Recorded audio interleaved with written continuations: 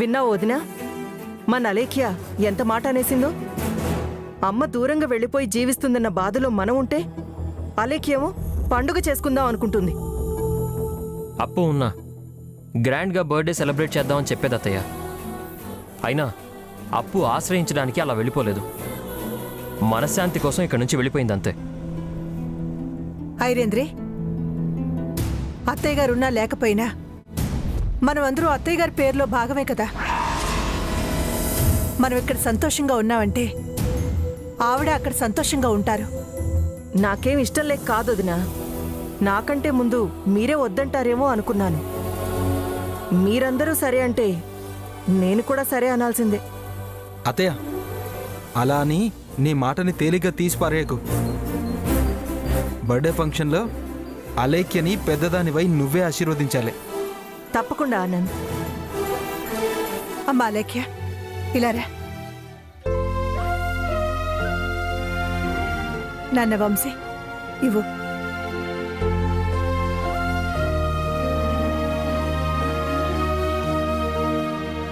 అలేఖ్య, ఇది నా కానుక అనుకోవద్దు. ఇక్కడ లేని మా అత్తయ్య గారి ఆశీర్వాదం అనుకో. తీసుకోమ్మా.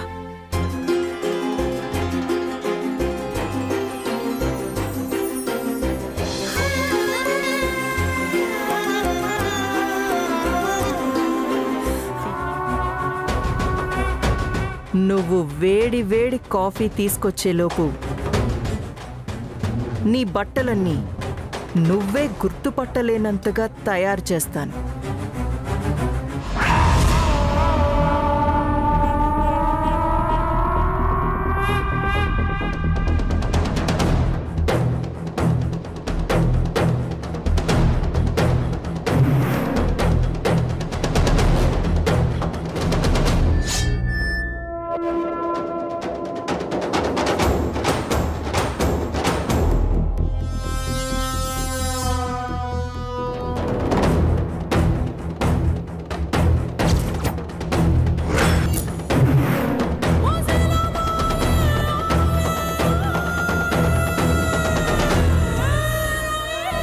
ఒసే రవళి, ఇప్పుడు నువ్వేడుస్తుంటే నాకు కళ్ళారా చూడాలనుందే.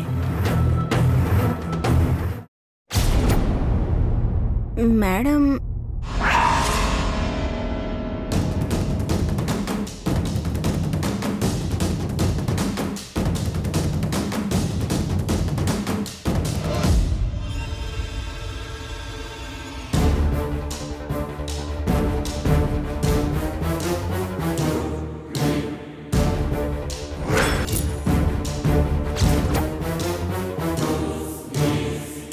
ఉన్నవే 4 జతలు, అందులోనూ 2 కాలిపోయాయి.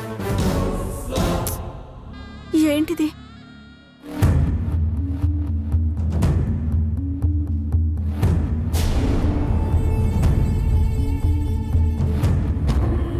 రవళి,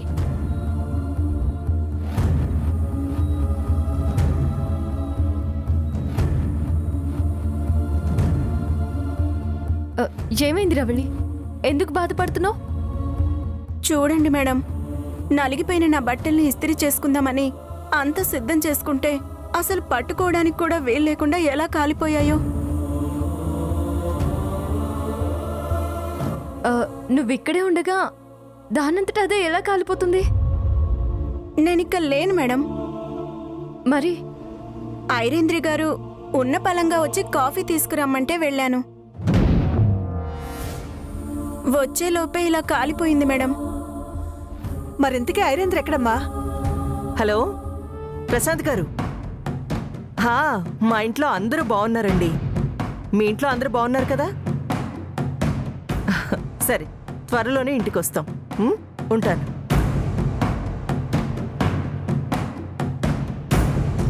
ఏంటొదినా, ఇది ఎలా ఇస్త్రీ చేస్తుందో చూడ్డానికి వచ్చారా? రవళి, ఇందాక నేను కాఫీ అడిగాను కదా, తీసుకొచ్చావా? తెచ్చాను మేడం, తీసుకోండి.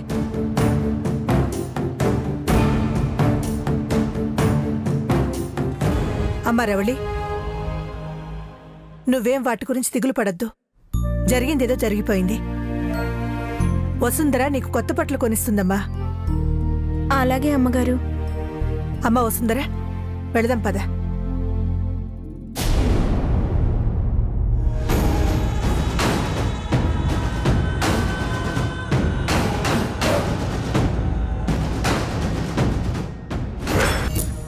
అలేఖ్య, ఇది నా కానుక అనుకోవద్దు.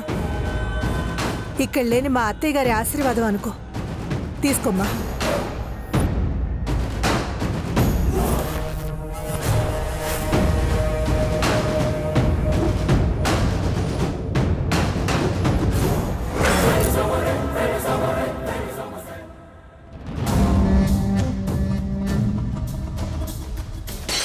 హరోం హర హర శంభో శంకర పలకర. ఏంటి ఐరేంద్ర గారు, మీ మీద ఏవైతే తిరగబడవో వాటన్నిటినీ ఈసిరి పారేస్తున్నట్టున్నారుగా మీరు. జోగేంద్ర, అసలే నేను రగిలిపోతున్నాను. నువ్వు నన్ను ఇంకా రెచ్చగొట్టకు. నేను చెప్తుంది కూడా అదే ఐరేంద్ర గారు. వసుంధర మీద మీకు కోపం వచ్చినప్పుడల్లా ఇలాంటి విలువైన వస్తువులు విసిరేసే బదులు వసుంధరనే నా మీదకి విసిరేయచ్చు కదా మీరు. అసలు ఎవరా వసుంధర?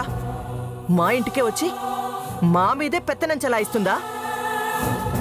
ఏమండే, వసుంధరకి వంశీకి ప్రేమ ఎక్కడ పుట్టిందో కనుక్కోవాలి. అసలు అక్కడ శివపూజ చేసి ఆ స్థలంలోనే వాళ్ళిద్దరూ విడిపోవాలని ఆ పరమేశ్వరుని మనం కోరుకోవాలి ఐరేంద్ర గారు. వాళ్ళిద్దరి మధ్య ప్రేమ పుట్టింది ఈ ఇంట్లోనే. మా కుటుంబ సభ్యులందరి ముందే వాళ్ళిద్దరూ విడిపోవాలని కోరుకుందామా? జోగేంద్ర, వంశీ ఉండగా వసుంధరని ఇంటి నుంచి తప్పించడం ఆ దేవుడి వల్ల కూడా కాదు. దేవుడి వేషంలో ఉన్న నా వల్ల అవుతుందేమో. చిచి, ఈ మాట అనుకు. నువ్వు ఇన్ని రోజులుగా ఇంట్లో తింటూ తిరుగుతున్నావు. ఇంతకీ నువ్వేం చేసావు చెప్పు? చెక్క భజన చేయడం తప్ప. చూడండి ఐరేంద్ర గారు, ఆల్రెడీ వసుంధరని గంటకోసారి భయపెడుతూ తనను అయోమయంలో పడేస్తున్నాను నేను. అందరూ పుట్టినరోజు వేడుకలకు సిద్ధమవుతున్నారు కదా, అప్పటిదాకా అందరినీ సంతోషంగా ఉండనిద్దాం. ఆ రోజు ఇంట్లో కలకలం రేపి అందరికీ మనం అంటే అలజడి పుట్టించాలి. ఈసారి ప్లాను ఈ గ్యాప్లో నేను చేయలేదు ఐరేంద్ర గారు, పాత జోగేంద్ర గెటప్లోనే చేశా.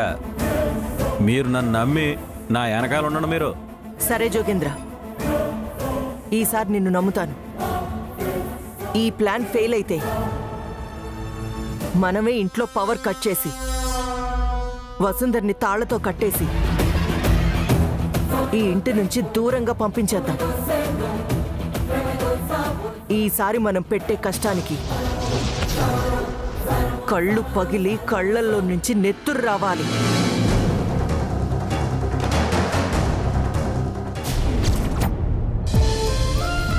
షాపింగ్ బాగా జరిగింది కదా శ్రీవారు? నేనైతే చాలా హ్యాపీ. నేను మాత్రం హ్యాపీగా లేని శ్రీమతి గారు. ఏంటండి శ్రీవారు ఒక్కసారిగా అంత మాట అనేశారు? లేకపోతే ఏంటండి, నేను మీకోసం ఎంతో ప్లాన్ చేశాను. కానీ నాకంటే ముందుగా అమ్మ మీకోసం డబ్బులు ఇచ్చింది, మీకేం కావాలో చూడమని పర్మిషన్ ఇచ్చింది. ఇక ఇందులో నేను చేసింది ఏముంది మీకోసం? అంత డిసప్పాయింట్ అవుతారేంటి శ్రీవారు? కానీ ఈ ఐడియా మాత్రం మీరిచ్చిందే కదా. నా బర్త్డే ఫంక్షన్ గ్రాండ్ గా చేయాలనే ఆలోచన మీకు రాకపోతే అత్తయ్య గారికి వంశీ సార్కి ఈ విషయం తెలిసేదా? మనం షాపింగ్ కి వెళ్లే వాళ్ళమా? నిజమే శ్రీమతి గారు. మీరెప్పుడు అంతే శ్రీవారు, రేపటి దాని గురించి ఈ రోజే గొడవ పెట్టుకుంటారు. సర్లేండి శ్రీమతి గారు, ఇప్పటికే ఆలస్యమైంది, పోదాం పదండి.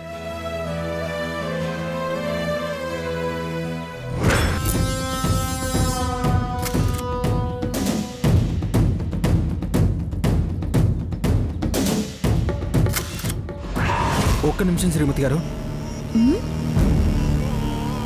ఏమైంది శ్రీవారు? ఏమైంది అని అడిగితే నాకు సమాధానం చెప్పకుండా అటు ఇటు చూస్తున్నారేంటి? మీరు గమనించారా శ్రీమతి గారు, మనల్ని ఎవరో ఫాలో అవుతూ సడన్ గా మనల్ని ఫోటో తీసినట్టు అనిపించింది. మీరు ఊరుకోండి శ్రీవారు, రోడ్డు మీద జోకు లేకండి. నాకు నవ్వడానికి కూడా గిల్టీగా ఉంటుంది. అది కాదు శ్రీమతి గారు, నిజంగానే మనల్ని ఎవరో ఫోటో తీసినట్టుగా అనిపించింది.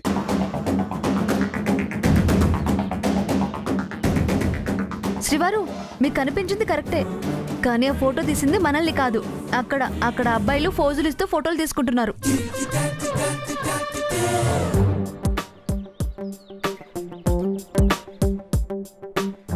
నిజమేనండి శ్రీమతి గారు, బహుశా సౌండ్ వినడం వల్లే నాకు అలా అనిపించి ఉంటుంది. చాలండి శ్రీవారు, ఇక పదండి.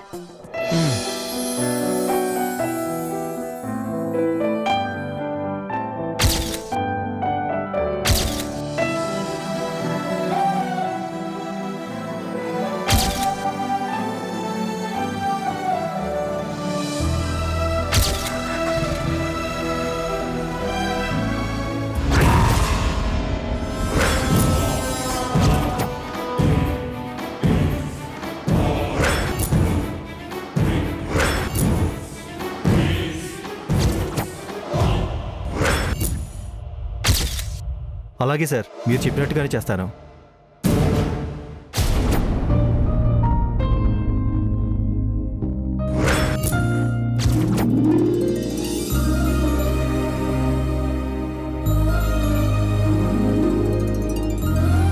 వంశీ సార్, చెప్పు వసు. రేపు మీరు మన గ్రూప్ ఎంప్లాయీస్కి ఇచ్చే స్పీచ్ని రెడీ చేశాను. ఒకసారి మీరు క్రాస్ చెక్ చేయండి. నువ్వు రెడీ చేసావంటే పర్ఫెక్ట్గానే ఉంటుంది వసు.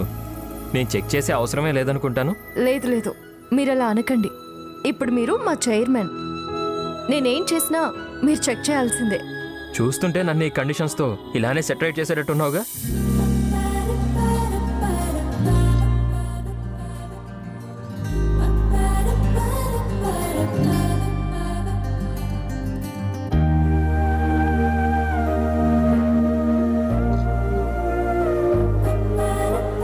అంతా బాగానే ఉంది వసుంధరా. యాక్చువల్లీ ముందు నేనే స్పీచ్ ఇవ్వాలనుకున్నాను సార్. ఇప్పుడు మీరు రావడంతో అందరి ముందు మీరు మాట్లాడితేనే బాగుంటుందని మీ స్టైల్లో మార్చాను. అయితే నీ స్టైల్లో స్పీచ్ కూడా నువ్వు ఇలా మోల్డ్ చేసుకున్నావు అన్నమాట.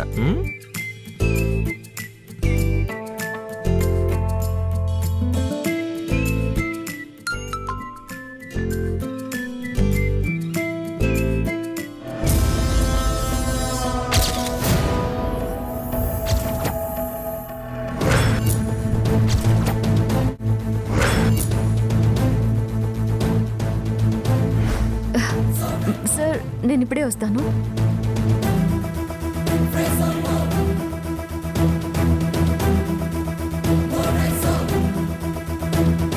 జోగేంద్ర నాకు మెసేజ్ చేశాడంటే ఖచ్చితంగా ఫోన్ చేస్తాడు. వాడు ఫోన్ చేసిన విషయం వంశీ సార్కి తెలియకూడదు.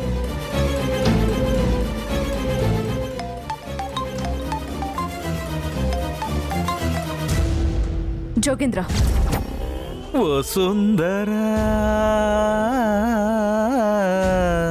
ఏంటి నువ్వు చేస్తున్నది? నీ పగ నా మీద కదా. వాళ్ళ జీవితాలతో ఎందుకు ఆడుకుంటున్నావు? జంట బాగుంది వసుంధరా, అందుకే వాళ్ళ కాపురంలో నిప్పులు పోయాలనుకుంటున్నాను. ఎందుకో తెలుసా, నిన్ను ఎంత భయపెట్టినా నువ్వు భయపడకపోగా వంశీగాడి చేత వార్నింగ్ ఇప్పించావు. నిన్ను నమ్ముకుంటే లాభం లేదని నా తమ్ముడు చింటూగాడు చెప్పాడు. చూడు, నీకు దండం పెడతాను, దయచేసి అలా చేయకు. వసు, నాకు కావాల్సింది నువ్వు నాకు భయపడటం కాదు,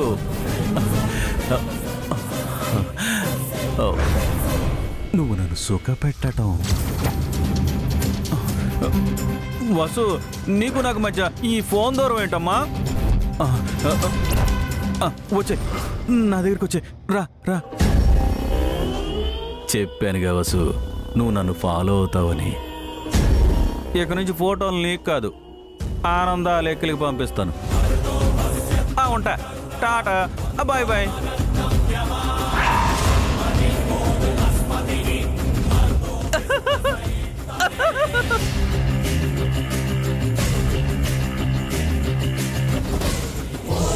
ఆ నీచుడు అన్నంత పని చేస్తాడు. అలాగే వాళ్ళు ఎక్కడున్నారో కనుక్కోవాలి.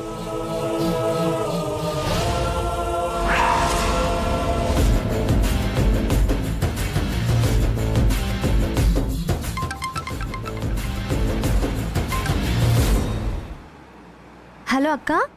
అలాగే ప్రస్తుతం మీరు ఎక్కడున్నారు? ఇక్కడ దగ్గరలో ఉన్నామక్క. ఇంకొక 5 నిమిషాల్లో ఇంటికి వచ్చేస్తాం. ఓకే ఓకే, నేను మీకు ఎదురుస్తాను. హలో హలో అక్క, వినిపిస్తుందా? ఏం లేదు, మీరు వచ్చేయండి. ఆనంద్ గారు అలేఖ్య గుమ్మంలోకి వచ్చేలోపు జోగేంద్ర పంపించిన మెసేజ్ చూడకుండా ఎలాగైనా ఆపాలి. వసు వసు,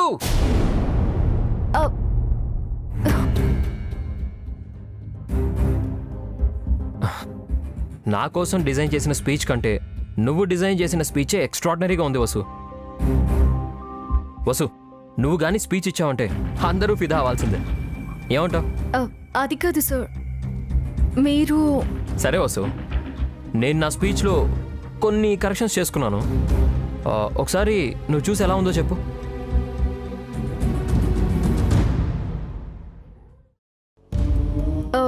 సార్, కిందికి వెళ్ళి చూస్తాను.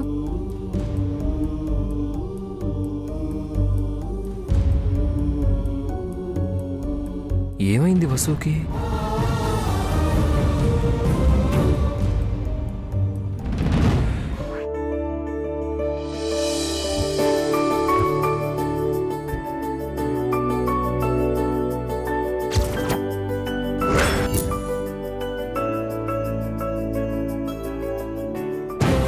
అమ్మా వసుంధరా, ఏమైందమ్మా?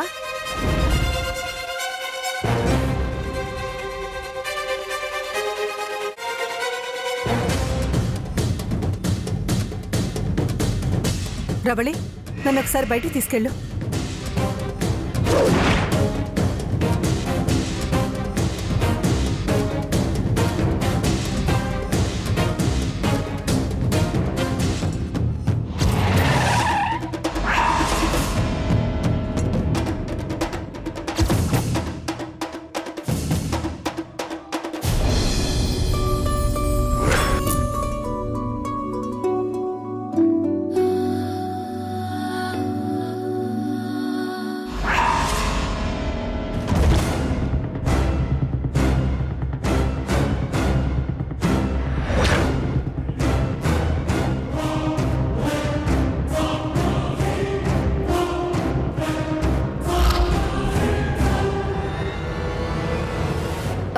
ఏమైంది వసుంధర గారు? ఆనంద్ గారు, కొంచెం అర్జెంట్గా మీ ఫోన్ ఇవ్వండి.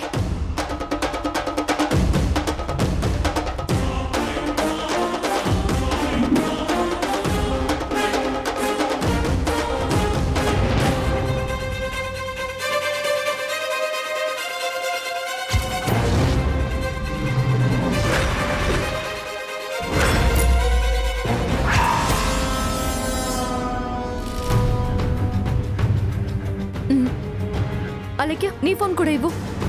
అక్క, ఎందుకు ఈ కంగారు? ఏమైంది నీకు? అలేఖ్య, ముందు నేను చెప్పింది చెయ్యి.